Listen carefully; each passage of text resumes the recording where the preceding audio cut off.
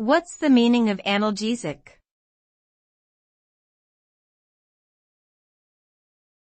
Analgesic.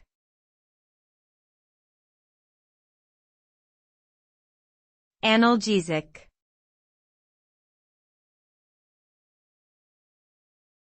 Analgesic.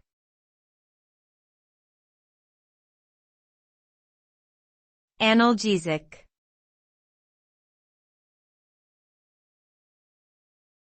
Analgesic.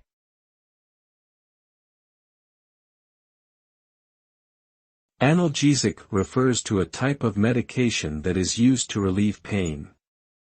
These drugs work by altering the way our body perceives pain signals, rather than treating the underlying cause of pain. Analgesics can come in various forms, including pills, creams, and injections. They are commonly used to treat conditions like headaches, arthritis, back pain, and post-surgical pain.